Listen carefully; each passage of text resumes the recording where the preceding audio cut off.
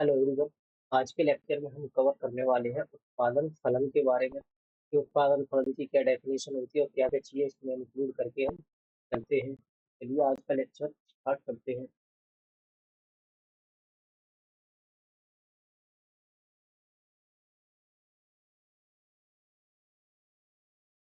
सबसे पहले हम उत्पादन फलन की बात करें तो उसमें हमें समझना होगा कि उत्पादन का क्या मतलब होता है। ठीक है, यानी कि फलन से पहले हमें उत्पादन के बारे में जानकारी लेना जरूरी होता है। मैं बात करूं उत्पादन की तो उत्पादन का सिंपल सा मीनिंग होता है कि किसी भी वस्तु का निर्माण करना, किसी भी वस्तु का निर्माण करना है ना, उसको बोलते हैं हम उत्पादन। अब उत्पादन एक ऐसी प्रक्रिया होती है जिसके द्वारा एक फर्म बाहर से कोई चीज लाती है, यानी आगतों को निर्गत में बदलती है। आगतों को निर्गत में बदलने का मतलब क्या हो गया कि यहाँ पर आगत का मतलब हो गया कच्चा माल, रॉ मटेरियल, है ना, जो किसी कंप्लीट प्रोडक्ट को बनाने में हमें जरूरत पड़ती है जिस भी चीजों की, उसको कहते हैं हम आगत। और एक कंप्लीट प्रोडक्ट जब बन के तैयार हो जाता है तो उसको कहते हैं हम निर्गत। ठीक है, कि बिक्री के लिए जो चीज उपलब्ध हो जाती है। तो उत्पादन एक ऐसी प्रक्रिया होती है जिसमें यानी कि उत्पादन के साधनों और आगतों की सहायता से हम क्या करते हैं, वहां पर हम मानवों की आवश्यकताओं को संतुष्ट करने का काम करते हैं, है ना, वो वस्तु और सेवाओं का उत्पादन करके। तो वो सारी चीजें हमारी उत्पादन के अंतर्गत ही इंक्लूड करके चली जाती है।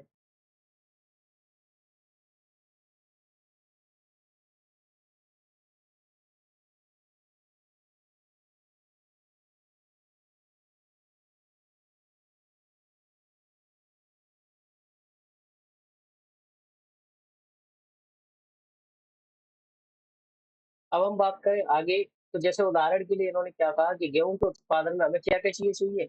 हमें भूमि की जरूरत पड़ेगी, हमें बीज की जरूरत पड़ेगी, हमें कुछ खाद वगैरह की जरूरत पड़ेगी, उसके लिए हमें पानी की जरूरत भी पड़ेगी, कुछ कीटनाशक दवाएं होती हैं, कुछ ट्रैक्टर श्रमिक, ये सारी चीजें हमें जरूरत पड़ेगी। तो वही ये जो चीजें हमने लगाई हैं उसमें गेहूं के उत्पादन में, है ना, भूमि, बीज, उर्वरक, ये क्या है, ये हमारी आगत है।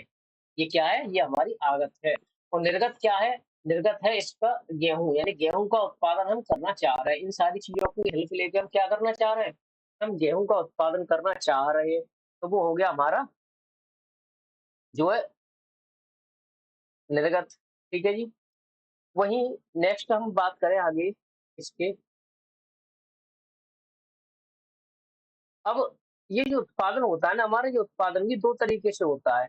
कौन कौन से वो दो तरीके होते हैं, एक तो होता है अल्पकालीन और एक होता है दीर्घकाल, है ना। अल्पकाल का मतलब होता है एक ऐसा टाइम पीरियड, एक ऐसी अवधि जिसमें फर्म के पास जो उत्पादन का पैमाना होता है उसको बढ़ाने के लिए समय नहीं होता है। सिंपल सा हम बात करें अल्पकाल, तो अल्पकाल एक ऐसा समय जो एक वर्ष के दौरान की बात करता है, एक वर्ष के बीच की बात करता है। तो वहां पर हमारे पास समय कम रहता है, तो यहाँ पे हम ना, अब हमारे पास जो साधन होते हैं, ये हमारे पास जो साधन जैसे भूमि, श्रम, वो सारी चीजों को हम परिवर्तित नहीं कर पाते। यहाँ पर हम यहाँ पर उन सारी चीजों को परिवर्तित नहीं कर पाते हैं, बिकॉज ऑफ हमारे पास टाइम की शॉर्टेज है ना, हमारे पास समय की क्या है, कमी है।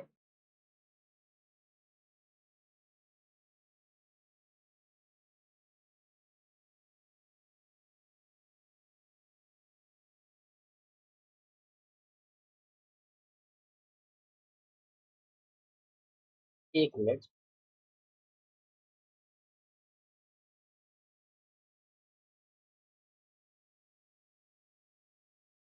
फाइन। ठीक है, तो परिवर्तनशील साधन एक ऐसे साधन जहां पर हम साधन की मात्रा में वृद्धि करके जो हमारे स्थिर साधन है उनका गहन प्रयोग करके केवल हम उत्पादन के स्तर में वृद्धि कर पाते हैं। कौन सी साधन, उत्पादन के साधन में वृद्धि हम कर पाते हैं। यानी कि हम बात करें अगर अल्पकाल की, तो अल्पकाल में हमारे पास समय कम है। समय कम है तो हमारे पास दो तरीके के साधन होते हैं, है ना। कौन कौन से दो तरीके, एक तो होते हैं स्थिर साधन। स्थिर साधन कौन से, जिनको हम एक लंबे समय तक उपयोग करके चलते हैं। और एक होते हैं परिवर्तनशील साधन। परिवर्तनशील साधन का मतलब होता है ऐसे साधन जिनको हम उत्पादन की मात्रा के साथ-साथ परिवर्तित करते रहते हैं। जैसे कि किराया वगैरह हो गया, बिजली का बिल वगैरह हो गया, है ना? वो सारी चीज़ें, ठीक है? अब स्थिर और परिवर्तनशील साधनों को थोड़ा-सा और डिटेल में स्टडी करते हैं कि स्थिर साधन ऐसे साधन जिनकी मात्रा में उत्पादन में परिवर्तन होने के साथ-साथ इनमें कोई भी परिवर्तन हमें देखने के लिए नहीं मिलता। जैसे हम बात करें भूमि है, मशीन है, चाहे तो उत्पादन करिए आप 10 यूनिट का, चाहे उत्पादन आप 10 से बढ़ाकर 100 यूनिट का कर दीजिए। आप उसी भूमि पर उसी मशीन से वर्क करेंगे, है ना? कि जिसकी क्षमता 100 यूनिट बनाने की उसपे 10 बनाने लगे आप, तो भी आप मशीनों का यूज़ और भूमि का यूज़ तो बराबर मात्रा में करेंगे, तो वो होते हैं हमारे स्थिर साधन। अगर हम परिवर्तनशील साधनों की बात करें, तो हम जैसे-जैसे अपना उत्पादन बढ़ाना चाहते हैं, वैसे-वैसे हमारे जो साधन होते हैं परिवर्तनशील, वो परिवर्तित होते रहते हैं। अगर हमें उत्पादन की मात्रा में गिरावट करनी है, तो ये भी हमारे साधन क्या हो जाएँगे? ये साधन हमारे ऑटोमेटिक गिर जाएँगे। वहीं अगर हमें उत्पादन की मात्रा को बढ़ाना है, तो हमारे परिवर्तनशील साधन भी बढ़ जाते हैं। अगर उत्पादन हमारा बिल्कुल ज़ीरो है, तो यहाँ पर हमारे जो परिवर्तनशील साधन है, वो भी क्या रह जाते हैं? ज़ीरो हो जाते हैं, ठीक है? स्थिर साधन कभी भी ज़ीरो हमारे नहीं होते हैं, क्योंकि स्थिर का मतलब फिक्स खर्चा, वो तो आपका होना ही होना है। अब बात करें हम उत्पादन के स्तर की और उत्पादन के पैमाने की, तो जब कोई भी फर्म शेष सभी साधनों की मात्रा को क्या रख रही है? स्थिर रख रही है, केवल एक परिवर्तनशील साधन में हम परिवर्तित करके, यानी उसकी मात्रा में परिवर्तन करके अपने उत्पादन को क्या करना चाह रहे हैं? हम बढ़ाना चाह रहे हैं। तो वह उत्पादन के स्तर में वृद्धि कर देगा, किंतु दूसरी ओर जब फर्म उत्पादन के सभी साधनों को एक साथ और एक ही अनुपात में परिवर्तित करे, तो इसको हम कहते हैं पैमाने में वृद्धि। क्या कहते हैं इसको? पैमाने में वृद्धि, ठीक है? ये तो हो गया हमारे उत्पादन का मतलब क्या होता है, और उत्पादन में भी 2 तरीके से उत्पादन करते हैं हम, दीर्घकालीन और अल्पकालीन। अब हम पढ़ते हैं, हमारा जो मेन टॉपिक था वो था हमारा आज का हेडिंग उत्पादन फलन। उत्पादन फलन का मतलब क्या होता है? जैसे कि मैं एक एग्जांपल लेके यहाँ पर आपको बताऊँ, मुझे ए वस्तु बनानी है कोई, मुझे ए वस्तु बनानी है। इसके लिए मुझे कुछ कच्चा माल चाहिएगा, है ना? कच्चा माल का मतलब क्या हो गया? इसके लिए मुझे मान लीजिए कुछ औज़ार वग़ैरह की ज़रूरत पड़ती है, कुछ मुझे कील-काँटों की ज़रूरत पड़ती है, कुछ मुझे लकड़ी की ज़रूरत पड़ती है, तो वो तो हो गया कच्चा माल। अब मैं मान लो टेबल का निर्माण कर रहा हूँ, मैं यहाँ पर टेबल का निर्माण कर रहा हूँ। तो ये टेबल बनाने के बीच, यानी कि कच्चे माल से लेकर टेबल को फाइनल बनने के बीच का जो संबंध होता है, क्या कहा? कि कच्चे माल का प्रयोग करने से और एक फाइनल टेबल को बनने तक के बीच का जो संबंध होता है, उसको हम कहते हैं उत्पादन फलन, ठीक है? आइए थोड़ा-सा यहाँ पर हम पढ़ते हैं कि अर्थशास्त्र में उत्पादन फलन का मतलब होता है दी गई टेक्नोलॉजी के अंतर्गत हम आगतों और निर्गतों के भौतिक संबंध को जो स्टडी करते हैं, तो हम कह सकते हैं कि ये उत्पादन फलन है। दूसरे शब्दों में इन्होंने क्या कहा कि आगत और निर्गतों में एक गणितीय फलनात्मक या टेक्नोलॉजिकल या फिर यांत्रिक संबंध है, जिससे दी गई समय अवधि में हम क्या करते हैं? साधनों के संयोग से, यानी उनको मिलाकर हम किसी भूमि, श्रम, पूँजी और उद्यमशीलता और टेक्नोलॉजी से अधिकतम संभव से उत्पादन हम कर पाते हैं। यदि केवल 2 हमारे साधन हो, जैसे कि लेबर हो हमारे पास और हमारे पास हो क्या? पूँजी की मात्रा हो, तो उत्पादन फलन को इस प्रकार हम लिख सकते हैं, जैसे कि क्यूएक्स, यानी कि quantity of X is equal to F. F का मतलब क्या है? फलनात्मक संबंध। और एल इंटू के, एल का मतलब लेबर और के का मतलब कैपिटल, यानी एल और के का हम जब मल्टीप्लाई कर देते किससे? फलनात्मक उनके संबंध से, तो हम क्वांटिटी निकाल सकते हैं किसी भी प्रोडक्ट की। ठीक है जी। एफ क्या है? फलनात्मक अथवा निर्भर करता है किस पर ये एल और के पर तो निर्भर करेगा। फलनात्मक संबंध हमारा लेबर और कैपिटल भी तो निर्भर करता है ना। अ, ठीक है।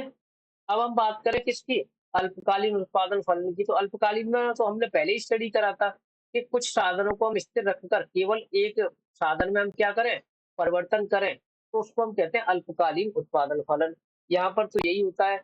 जैसे कि एल को हमने, एल क्या है? हमारी लेबर है। लेबर हमारा क्या है? एक परिवर्तनशील साधन होता है। लेबर को तो हम बढ़ा घटा सकते हैं, जिससे उत्पादन के जो स्तर है उसको प्रभावित करने में परिवर्तित किया जा सकता है। दूसरा कारक क्या है हमारा? कैपिटल है। कैपिटल एक हमारा स्थिर साधन होता है। पूँजी को आप बार-बार नहीं बढ़ा सकते। आप अपनी मज़दूरी में जो लोग काम कर रहे हैं, 100 से आप 90 की क्वांटिटी कर लीजिए या फिर 100 से आप 110 पे भी पहुँच सकते हैं। ये तो हमारी लेबर का काम हो सकता है, ठीक है? जिसे हम परिवर्तित नहीं कर सकते, किसको हम कैपिटल को चेंज नहीं कर सकते शॉर्ट टर्म में। वैसे तो आप कर सकते हैं, लेकिन समय आपके पास अगर समय अवधि अल्पकालीन है, तो आप वहाँ पर अपनी जो कैपिटल है उसको चेंज नहीं कर सकते। तो अल्पकालीन उत्पादन फलन का मतलब होता है सिद्धांत को परिवर्तनशील अनुपात का नियम भी हम इसको कहते हैं। हम इसको साधन के प्रतिफल का नियम भी कहते हैं। इस नियम को हमने अध्याय इस पार्ट के बाद में किया जाएगा, ठीक है, डिटेल में। दीर्घकालीन उत्पादन फलन की अगर हम बात करें तो दीर्घकालीन उत्पादन फलन होता है एक लंबी समय अवधि। क्या होता है? एक लंबी समय अवधि जहाँ पर हमारे पास इतना समय रहता है कि हम सारी चीज़ों को परिवर्तित कर सकते हैं। चाहे तो बात करें हम लेबर की, चाहे बात करें हम कैपिटल की, हम दोनों ही चीज़ों में परिवर्तन कर सकते हैं, ठीक है? अपनी जो उसके हिसाब से, ज़रूरत के हिसाब से। इसलिए दीर्घकालीन में फर्म के कार्य के करने के आकार में विस्तार भी हो सकता है और संकुचन भी किया जा सकता है। मतलब फर्म अपना व्यापार आगे बढ़ा भी सकती है और घटा भी सकती है। यह वास्तव में इस बात पर निर्भर करेगा कि उत्पादन के साधनों में वृद्धि की जाती है अथवा कमी कर रहे हैं। आप अगर उत्पादन बढ़ाना चाह रहे हैं, तो विस्तार होगा। आप अगर उत्पादन अपना कम करना चाह रहे हैं, तो वहीं पे संकुचन होगा। संकुचन का मतलब उत्पादन को कम करना, ठीक है? दीर्घकालीन उत्पादन फलन का सिद्धांत, पैमाने का सिद्धांत और ये सारी चीज़ें हमने कह सकते हैं इसको। अब इसको हम आगे वाले अध्याय में जो है डिटेल में स्टडी कर लेंगे। यहाँ से हम जो है जैसे कि ये पॉइंट है ना हमारे, इसको समझने के लिए 3 तरीके से मेज़र करा जाता है, टीपीपी, एपीपी और एमपीपी। इसको हम नेक्स्ट लेक्चर में डिस्कस करेंगे क्योंकि वो तो टॉपिक थोड़ा हमारा लंबा है। ठीक है जी?